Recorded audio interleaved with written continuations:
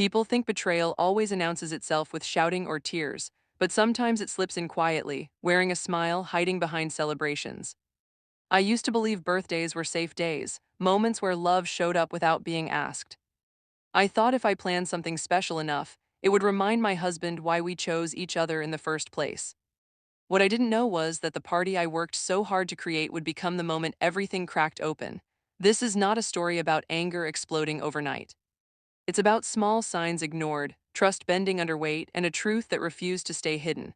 What happened on that birthday changed how I saw love, loyalty, and myself forever.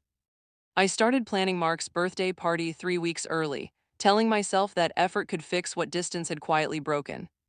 We had been married 8 years, long enough to know each other's habits, but lately he felt like a guest passing through our home.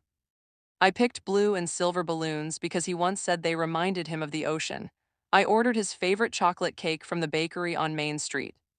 I invited friends he laughed the loudest with. While I worked, I kept thinking, this will bring us back.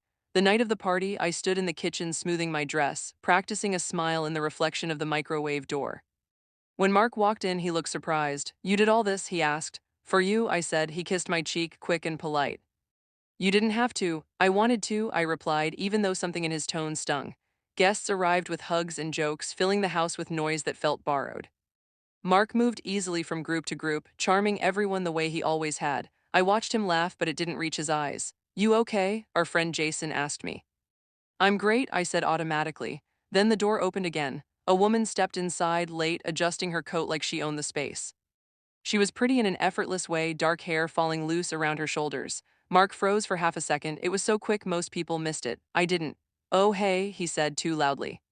She smiled. Traffic was awful. Mark turned to me. "This is Lena from work." "Nice to meet you," I said, extending my hand. She hugged him instead. Her arms stayed there a moment too long. "Happy birthday," she whispered to him. I swallowed. "Drink?" I offered her. She avoided my eyes. "Sure." As the night went on, I noticed things I couldn't unsee. Mark and Lena stood close, their heads bent together. He laughed at her jokes harder than anyone else. His phone buzzed constantly, and he checked it every time, stepping away to respond. "Work emergency?" I asked once. "Something like that," he said. When it was time for cake, everyone gathered around. Candles flickered, lighting his face. "Make a wish," someone yelled. I watched him. He didn't look at me, he looked at Lena. After the guests left, the house felt hollow. I scraped plates and wiped counters while Mark stepped outside to take another call. His phone lay on the table, lighting up again. I told myself not to touch it. I only wanted to check the time. A message preview flashed. "Can't stop thinking about tonight," read Lena. My chest tightened, breath catching like I'd been punched from the inside. The party I planned hadn't brought us closer. It had revealed a crack I could no longer pretend wasn't there. I woke the next morning with a dull ache in my chest that wouldn't go away. The house was quiet, the remnants of the party still scattered across the living room. Streamers drooped from the ceiling, empty cups on the counter, half-eaten cake in the fridge. I forced myself to move, making coffee, staring out the window while Mark showered. My hands shook. The message from last night kept flashing in my mind. I didn't confront him immediately. I couldn't. I needed proof, something undeniable, before I let the anger take over. While he was in the bathroom, I picked up his phone. I'd promised myself I'd only glance, only confirm what I suspected. But the screen lit up like a spotlight on everything I had feared. Weeks, no, months of messages between him and Lena. Sweet texts, late-night jokes, secret lunch invites.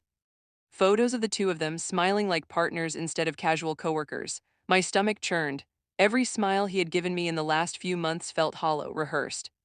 I sank onto the edge of the bed, phone in my lap, heart pounding. "Everything okay?" Mark's voice called from the bathroom. I cleared my throat. "Yeah. Just tired." He stepped out, towel around his waist, hair still damp. He looked at me and I knew I had to ask. "Who is Lena really?" He froze, his hand paused midair. She's just a coworker. You know, joking around." I held up his phone. "Weeks of jokes, photos, texts like this." He blinked. It's nothing serious, just flirting." "I didn't mean flirting," I said, voice rising slightly. "You promised me we were honest. You promised you'd never cross lines like this." "I know," he said, shame flickering across his face. "I messed up. I didn't mean to hurt you." I scrolled through the messages in silence. He watched, the towel still draped over him, realizing he couldn't talk his way out. "It just happened," he added weakly. "I didn't plan it, I swear." "Mark," I said, my voice steady, "this isn't just about planning or accidents. This is about lying and hiding. And disrespect." He looked at me with pleading eyes. "Please don't tell anyone, not our friends, not anyone from the party. I can fix this, I promise." I nodded slowly. "I need time." That's all, I need time to think. Alone, I interrupted, surprising even myself with the calm in my tone. Inside, a decision was forming. I would not make a scene. I would not yell or humiliate him publicly, but I would not let this go either. Mark exhaled, relief washing over him. Okay, okay. I'll wait. I left the room, letting the door click softly behind me. I sat on the couch, staring at the coffee table, letting my mind run through all the possibilities. Every conversation, every touch, every smile he had given me recently replayed in my head. I realized how easily I had ignored the small signs. The secret lunches, the lingering glances, the late night texts. My phone buzzed with a message from my friend asking how the party went. I typed a vague response, careful to sound cheerful, though my heart was heavy. Mark walked past the window, dressed for work, unaware that the quiet I had promised myself was a mask for the storm inside me. I'll be back late, he said, kissing my cheek without looking fully at me. Okay, I replied softly. Drive safe. As he closed the door behind him, I sat alone, considering my options. I would confront him, yes, but on my terms. I would prove the betrayal without making it messy. I would make sure everyone understood the truth, but only when the time was right. There was a plan beginning to take shape in my mind, carefully, quietly.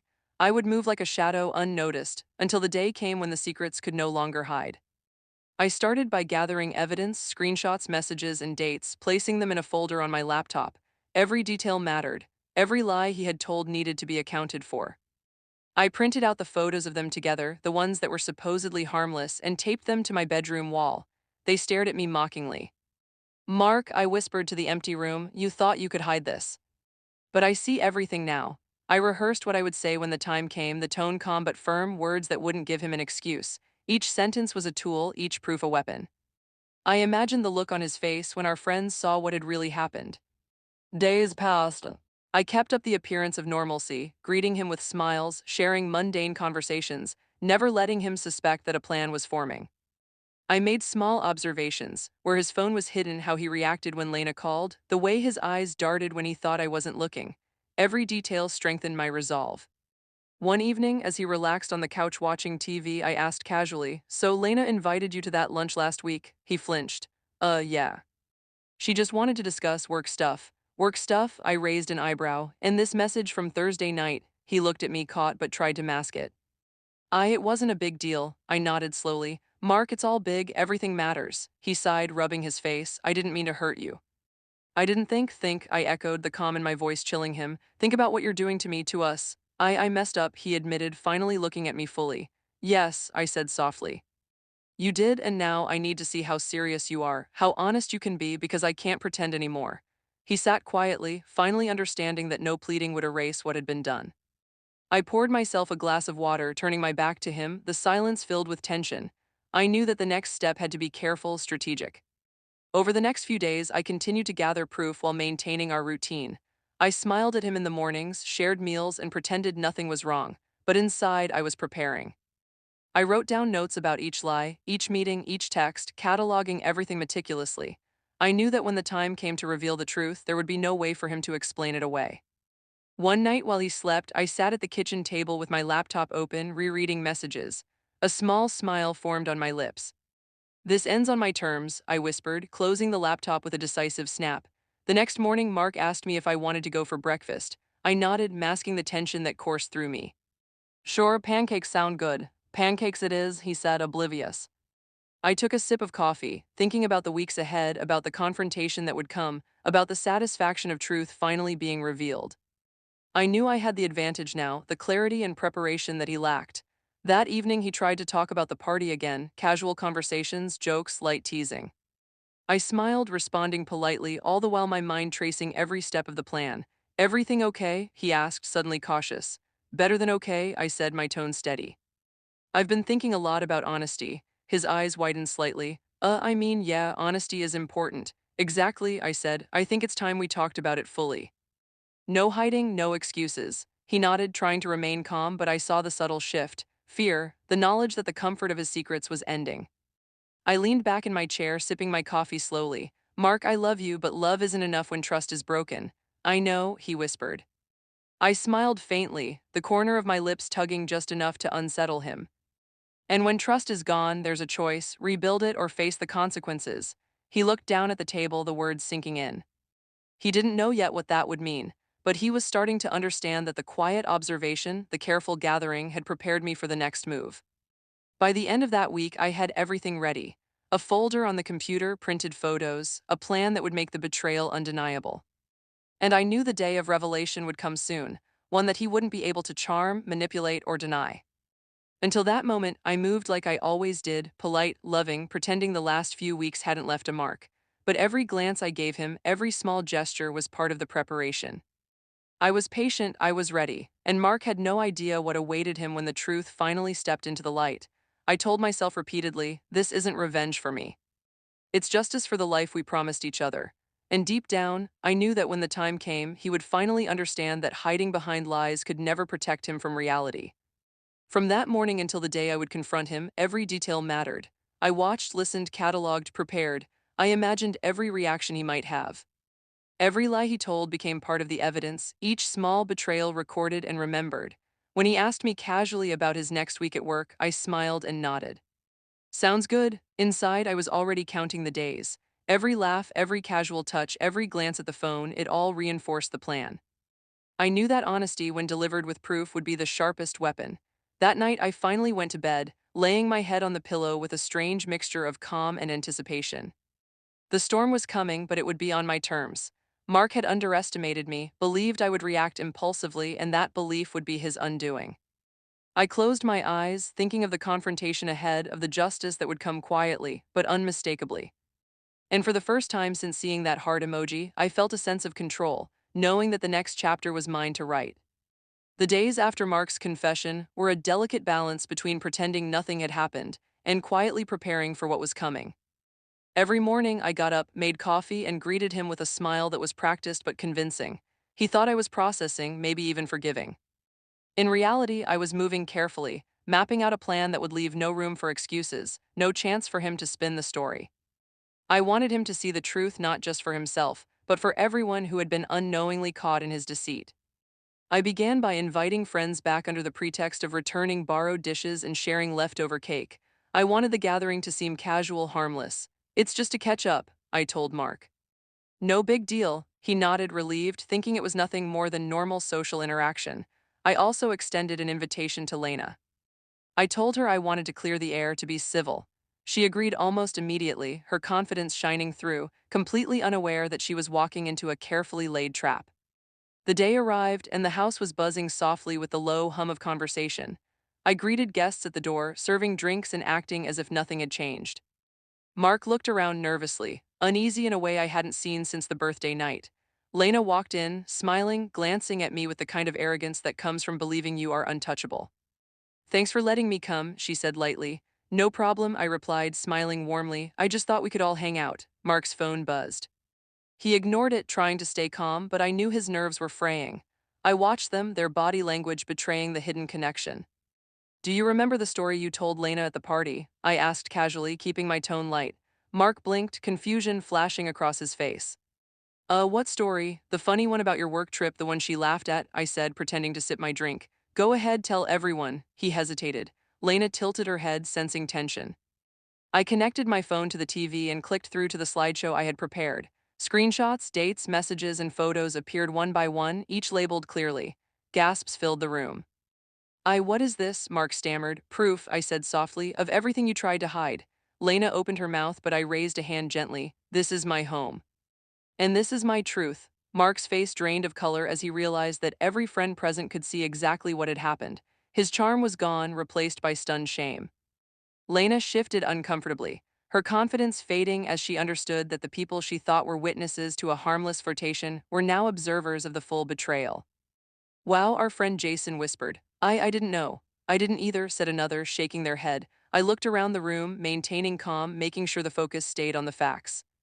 We're celebrating honesty tonight, I said, even when it hurts. The room fell silent, the weight of truth pressing down. Mark tried to speak, but no words could erase the evidence projected on the screen. Lena glanced at him, realizing that her influence was gone. You went too far, Mark whispered when I walked past him to put my phone down. Not far enough, I replied, a small smile tugging at my lips. You'll see soon. As guests left, murmuring quietly among themselves, I stayed calm, helping clean up but inside savoring the moment. The revelation had landed exactly as I had hoped. The twist I hadn't revealed yet would come later, but this first wave of truth had shaken both of them profoundly. Later that night, after everyone had gone, I sat on the couch with a glass of wine, replaying the evening in my mind. Mark sat across from me, avoiding eye contact. I finally leaned forward. "You see now?" I asked softly. He nodded, shame heavy in his posture. I didn't think it would get this far. "You should have," I said. "Actions have consequences." I didn't let him speak again. I had another revelation saved for later, a twist that would cement the lesson. He hadn't just betrayed me, he had underestimated the reach of truth. While he thought everything would stay hidden if I didn't confront him immediately, I had been quietly gathering proof, preparing for the perfect moment to reveal the full scope. The twist came when I uncovered messages between Lena and another coworker, someone who had been quietly encouraging her. I had never expected that part. Lena had been planning to manipulate Mark further, hoping no one would discover their schemes. I added these messages to the slideshow, preparing them for the final reveal, knowing that it would leave no room for denial. "You've been planning this," Mark said finally, his voice tight. "I've been preparing," I corrected. "There's a difference." "Why?" he asked, exasperation mixed with fear. "Because lies always surface," I replied. "And when they do, people need to understand the truth clearly." Mark sank back, realizing he had underestimated me completely. Lena stayed quiet, no longer confident. Her smugness had evaporated. She had no allies, no friends in the room who didn't now understand the full story. I didn't think," Mark started. "You didn't think honesty mattered until it was too late," I said. The evening ended with both of them seated quietly, the weight of exposure pressing down. I had revealed the first layer, shown everyone the proof, and even teased the final revelation that would leave a lasting mark. By the time the last guest left, Mark sat slouched on the couch, defeated. Lena's phone buzzed repeatedly, ignored. I looked at him and smiled, knowing that this was only the beginning. Justice was already working quietly, and the full consequences of their choices would unfold soon. I sat back, drinking my wine, letting the silence settle. The twist, the final proof, the ultimate lesson, everything was in place. I had moved with patience and precision, keeping calm while the storm brewed underneath. "You really thought you could hide everything from me?" I whispered to the empty room later, knowing Mark heard. He said nothing. His silence spoke volumes. I leaned back, thinking of the next steps. Karma wasn't magic. It was consequences, delayed but inevitable. Tonight had shown just how effective preparation, patience, and truth could be. I smiled again, quietly, because the satisfaction wasn't about revenge in the childish sense. It was about balance, fairness, and finally showing that betrayal has a cost. The twist had shaken Lena more than anyone, and that was poetic in itself. She realized too late that she had underestimated the person she thought she could manipulate. Mark realized that charm could not save him when the facts were undeniable. And I, sitting quietly, knew that the careful planning, the attention to detail, and the patience had made the moment unforgettable. "Lesson learned?" I asked Mark softly, though I didn't expect an answer. He looked down, nodding slightly. "Yes." I finished my wine and placed the glass on the table. The house was calm now, the guests gone, the weight of the evening lingering in the air. Justice had been served, but the final act, the ultimate closure, would come later, when the consequences fully sank in. I thought about the next steps, the fallout, and how the story would continue to unfold without me needing to push. The truth, once revealed, has a momentum of its own, and I had started it. By the time I went to bed, I felt a sense of control and satisfaction. The twist had landed, the betrayal had been exposed, and the next chapter, real closure and the consequences, was waiting to happen. Mark and Lena both knew they had underestimated me. They had no idea that their actions would ripple through more than just our home. Friends, colleagues, and even their own conscience would all witness the consequences of the betrayal they had so carelessly nurtured. I drifted off that night knowing that the seeds of karma were planted, carefully nurtured by patience, strategy, and undeniable truth.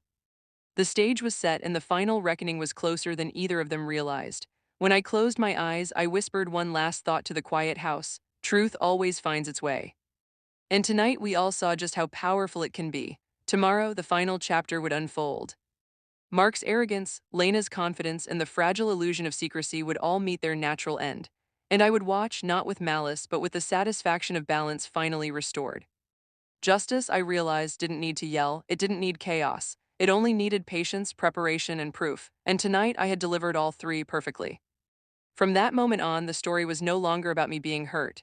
It was about showing that choices have consequences, secrets don't stay hidden, and honesty, once wielded wisely, becomes unstoppable.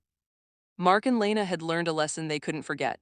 And I had reclaimed my peace, my control, and the quiet satisfaction that comes from exposing the truth without losing my dignity. Tomorrow, the aftermath would begin, but tonight the first layer of justice had been perfectly served. The fallout hit faster than I expected. By morning, whispers had already begun among friends, casual conversations that carried the truth without exaggeration.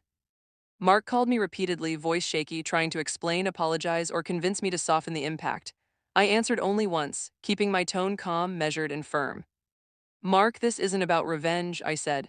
It's about honesty and consequences. You've had plenty of time to reflect. Now everyone else gets to see the truth too. He didn't know what to say after that. His charm, the smooth deflections he had used so often, had no effect against facts and evidence laid bare. Within a week, Mark had moved out. He packed his things with quiet efficiency, trying to preserve what little dignity remained. I watched him go, feeling a complex mix of relief, sorrow, and vindication. It wasn't pleasure in seeing him leave. It was the satisfaction that the deception he had hidden for months could no longer manipulate or harm anyone. Lena stopped answering his calls. I discovered that she had been relying entirely on his ability to protect her image among friends, and without him, she had no defense. The realization of her vulnerability came slowly, through blocked calls, unanswered texts, and the awkward silence that followed. I spent the following days rebuilding my life. Friends checked in, not with judgment but with support and concern. They asked if I was okay, offered lunches, even invited me on small outings. I began to feel the slow restoration of my self-worth. I realized that the betrayal hadn't just revealed their lies, it had revealed who truly mattered. Those who stayed and supported me became my anchor. Mark tried to reach out months later, sending a message that was quiet and different from his usual charm. I'm sorry for everything. I understand if you don't forgive me. I just want you to know I acknowledge the pain I caused. I read it carefully, absorbing each word. I didn't respond immediately. When I finally did, I kept it short, calm, and to the point. I accept your apology for my peace, not yours. It was important to me that he understood my forgiveness wasn't an invitation back, it was a step in my own closure. Looking back, I realized the birthday party that had once been a celebration of love had become a turning point I hadn't planned but desperately needed. I learned that revenge didn't have to be loud or cruel. It didn't require spectacle or anger. Sometimes it was the simple act of refusing to stay silent, of preparing carefully and letting truth do its work. Karma wasn't magic, it was the natural result of choices laid bare. In the weeks that followed, I focused on myself. I explored hobbies I had neglected, reconnected with friends, and even took small trips to regain a sense of independence and joy. The weight of betrayal had been heavy, but by facing it strategically, I had turned it into a catalyst for personal growth. Every day, I reminded myself that respect for myself mattered more than anger at Mark or Lena. Friends who had witnessed the exposure expressed gratitude for the honesty, sharing that they had been unaware of the depth of deception. It was strange at first to hear them discuss what had happened so openly, but it reinforced a lesson I had internalized. Hiding truth only prolongs suffering. Speaking it carefully and fully restores balance and provides clarity. Mark's attempts to reach me eventually ceased. Lena, realizing she had no allies, faded into her own isolation. The people who mattered, the ones who genuinely valued trust and honesty, remained in my life. That contrast was striking, a reminder that true connections are revealed when storms hit. Months later, I reflected on the entire experience, from planning the birthday to uncovering the betrayal, preparing my strategy, and executing the revelation. I realized that the strongest satisfaction didn't come from punishment, but from clarity, justice, and self-respect. It was about reclaiming my power without stooping to spite, about ensuring that truth was seen, understood, and respected. The house felt lighter now, free from tension and hidden deception. I walked through each room, memories of that fateful party still lingering, but now paired with pride in how I had handled everything. It wasn't just about exposing lies. It was about demonstrating that careful preparation, calm reasoning, and moral clarity could restore equilibrium in ways that anger never could. I also learned to trust my instincts. The small signs I had initially ignored, the lingering glances, the secretive messages, the unusual behaviors, had been warnings. Paying attention, acknowledging them, and acting decisively when the time was right made all the difference. It reminded me that self-respect and awareness are as important as courage in facing betrayal. Life began to feel normal again, but in a deeper, more grounded way. I no longer feared deceit or manipulation, because I understood how to recognize it and respond wisely. I felt empowered by the lessons of the past months, knowing I could handle challenges with dignity and clarity. Looking back, the birthday party, once a symbol of celebration, had transformed into a lesson about love, loyalty, and the consequences of deceit. I realized that people reveal themselves in how they act when no one is watching, and when everyone is watching, the truth becomes inevitable. The final lesson, and one I carry with me, is simple. You cannot control others' actions, but you can control your response. Truth, patience, and preparation can be more powerful than anger or revenge. By staying calm, gathering facts, and acting decisively, you can restore balance without losing yourself. Mark's departure and Lena's silence became symbols of the consequences of dishonesty, while my calm, careful handling represented the power of integrity and self-respect. The experience reinforced that justice is not always immediate, but it is inevitable when truth is honored. I moved forward with renewed strength, aware that betrayal can happen to anyone, but how you respond defines who you become. By choosing clarity, patience, and honesty, I reclaimed my life and turned a painful experience into a story of empowerment. Now, every time I think back to that night, I smile quietly, knowing that I handled everything with grace, intelligence, and moral strength. Karma had worked not through vengeance, but through the natural unfolding of truth. And in that unfolding, I discovered resilience, peace, and the real meaning of justice. The birthday that had once symbolized love and hope had become a pivotal moment of clarity, revealing who could be trusted and who could not. In the end, the lesson was clear. Honesty always prevails, and self-respect is the ultimate reward. I took a deep breath, appreciating the calm in my home, the support of friends, and the restored sense of self. Life had moved forward, but the lessons remained. Every choice we make has consequences, and acknowledging the truth, even when it hurts, is the path to peace, growth, and empowerment. Betrayal had come disguised as a celebration, but I had turned it into a triumph of insight, patience, and moral courage. And with that, I could finally move on, confident that the truth had done its work and that my life, unshaken by lies, was fully my own. Justice, in the quietest and most satisfying way, had been served. Life teaches lessons in unexpected ways, and sometimes the hardest experiences reveal the most about who we are. The birthday that seemed ordinary became a turning point, uncovering betrayal, revealing hidden truths, and showing that careful patience and honesty can restore balance. Revenge isn't about anger, it's about standing firm, acting with clarity, and letting truth take its course. By facing deception strategically and with dignity, we reclaim our power, heal, and discover that karma works quietly but relentlessly. In the end, the choice to honor ourselves and demand honesty is the strongest form of justice, and the one that brings real closure.